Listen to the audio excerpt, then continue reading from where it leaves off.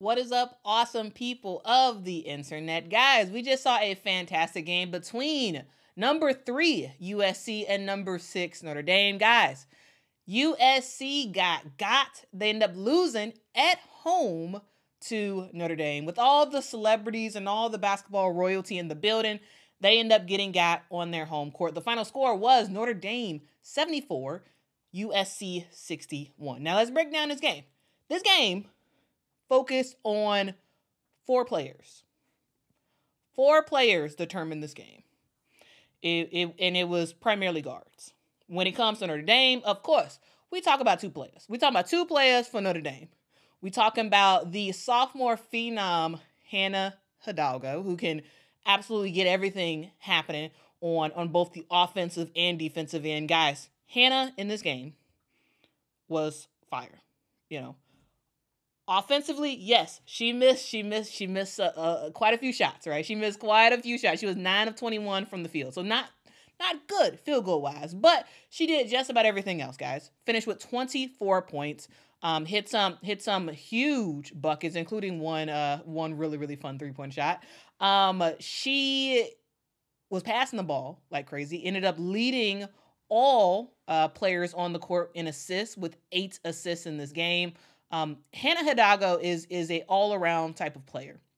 She's short, not tall at all, and that's something that is going to eventually come down to bite her a little bit because she's only 5'6".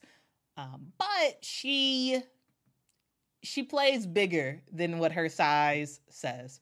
24 points in this game, 8 assists, 6 rebounds, 5 steals for Hannah Hidalgo. Like I love watching Hannah play. I think she is one of those relentless players. If you're on offense and Hannah Hidalgo is on the court, you better watch out because she is looking to steal the basketball. She's looking to push pace. She's looking to run, and she got a running buddy on her team. And her name is Olivia Miles. Olivia Miles, who is eligible to enter the WNBA draft for 2025. Hopefully she does. We'll see. She is a lottery pick, in my opinion, a very, very high lottery pick. There was lots of scouts in the building for the WNBA taking a look at what Olivia Miles could do. And y'all, Olivia Miles put on a show. Yes, she does not have as many points as Hannah Hidalgo. However, she was just as impactful as what Hannah was able to do, guys. She finished this game with 20 points, shot pretty efficiently, 7 of 12 from the field. She went absolutely bonkers from the 3-point line. She hit 4 3-point shots. And if y'all know anything about Olivia Miles' game, if y'all watched her before she got injured, what was that now, 2 seasons ago? Before she got injured, you thought of Olivia Miles primarily as point guard.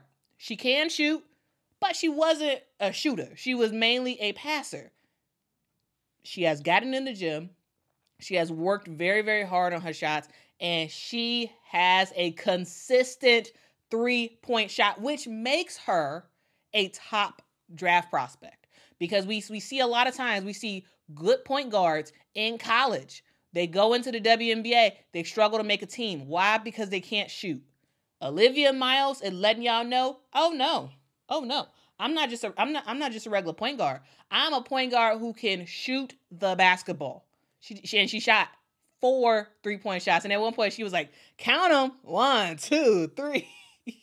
Y'all, she was on fire for Olivia Miles. The thing I love about her and really just how this Notre Dame team plays is that it's very fluid. Like the way they play on offense is very, very fluid. Sometimes Olivia Miles is, manning the floor as the PG. Other times she's kind of playing this like shooting guard role, and it all just flows and it all just looks nice. And they make the right decisions. Yes, sometimes they are a little bit too pass happy and sometimes can get some turnovers here and there.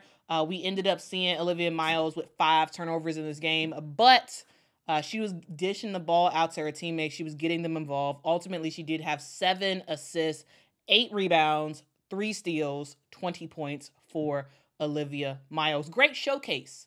Great showcase for for really the debut that I think a lot of people have seen of Olivia Miles. I know a lot of y'all are probably newer to the game, and y'all did not watch Olivia Miles pre-injury, 2 seasons ago? But y'all, she has upped her game. Her passing has always been there. Her vision, her ability to control what happens on the offensive end, that's always been there. But the shooting, it's looking a little bit special now. It's looking very special now. It wasn't just them two, but I thought those were the two most impactful players for Notre Dame. For USC, a couple things to note, guys. Kennedy Smith is out on injury. She's out indefinitely, I should actually say. And this is a huge loss for USC. USC thrives on their sort of big three. Initially it was supposed to be like TVO, Talivon Ohoffen, Juju, and Kiki Ira-Afen. It actually in practice has shown out to be Kennedy Smith, Juju, and Kiki Ira-Afen. Kennedy Smith is out indefinitely for a long while. And we ended up seeing a fellow freshman to Kennedy, Kaylee Heckel, ended up getting the starting nod. I thought she played okay. Not too much to write home about. It was her first start ever. So shout out to Kaylee for that. But yeah, she was all right. The thing I really want to talk about for USC is two players. One, Juju Watkins. The way that Notre Dame played Juju, genius. They forced Juju into shots that she could make, but low percentage shots in that first half. At times, we saw like 2 people, 3 people swarming Juju Watkins when she had the basketball, forcing tough shots. She ended up, scoring 24 points in this game, but she did it incredibly inefficiently. 10 of 25 from the field. She was 0 of 5 from the 3-point line. She struggled, right? She was passing the ball around and did get 5 assists for her team, but overall, it was just give the ball to Juju and hope and pray she does something. And it wasn't that much support. And the person that I expected more out of that just did not show up as well as I think she should have is Kiki Ira-Afen. Kiki Ira-Afen is fantastic. She is a lottery pick, in my opinion, for the 2025 WNBA draft. But there's sometimes when she plays this year, it's like a lot of cracks in her game. She ends up with 15 points, but she missed a good amount of what I would call more of like bunny shots. Close to the basket shots. Yes, you're contested, but it's a high percentage shot that you should be hitting. And she missed those. There were times where she got the offensive rebound, could not get the putback to go. There were just opportunities where she could have made the basket. Yes, it was contested, but really, it was shots she should have been making. And ultimately, she ended up missing. She was 5 of 15 from the floor. Overall, it just wasn't a really good game for her. She almost ended up getting a double-double with 9 rebounds, but just not a great game for Kiki Ira-Afen. She is someone who has a lot of potential, and a lot of scouts were there to watch her play, and ultimately she did not give the best of showings, and that's partially why this USC team loses. Juju Watkins cannot be the end-all, be-all for your team. She can't. She cannot do it consistently. We saw her do it last year, and ultimately, you end up losing. You lose in late in the tournament because all you have is really Juju. This year, you're supposed to have Juju and Kiki. And Kiki, sure, she's playing better than the rest of her teammates, but like at the same time, you need Kiki Ira-Afen to be having 22 plus points a game. You need her double-double just about every game for her team to really have a chance. And so that's something to know. Talivon Ohoffen, she played okay. There are some times where I feel like Talia, I'm just like, come, what? Why are you shooting that? Like, it was the first shot in the game for USC. She ended up pulling up for a 3, and I was like, what are you doing, Pat? That's not your shot. But ultimately, you know, she did get hot a little bit. She had a little burst of scoring. I think it was in that second quarter, I want to say. Ultimately, she did finish the game with 10 points.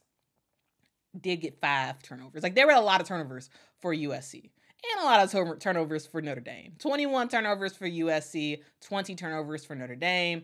We ended up seeing Kate Koval get fouled out in this game. The freshie. Guys, while Kate, got fouled out, I thought she played a good game. I thought in terms of defensively, she had some blocks in there. She was trying her best to battle with the likes of Kiki Ira-Afen.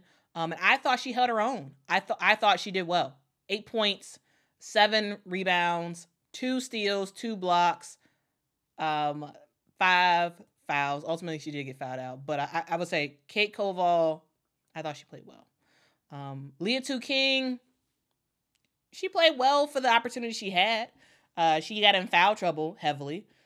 So that was a thing. But she made, I would say, the best of most of the opportunities that she had.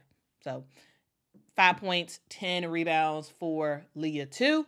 And Sonia Citron was doing her thing as well. 9 points for Sonia.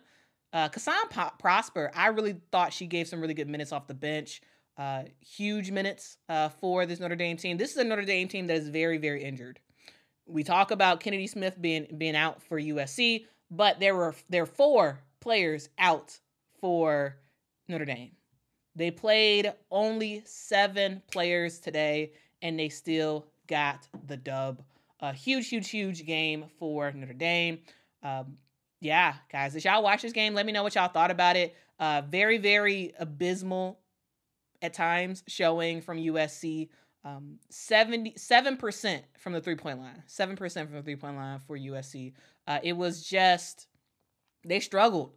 And the reason why they struggled was defense. Notre Dame, fantastic defense. From the guards down to the post, defense. They were swarming most of the game, and it was just nothing that USC could really do. So, shout out to Notre Dame for getting the dub. What y'all think about this game? Let me know in the comments below. Thank y'all so much for watching, and I'll see y'all in the next one. Till next time, guys. Bye-bye.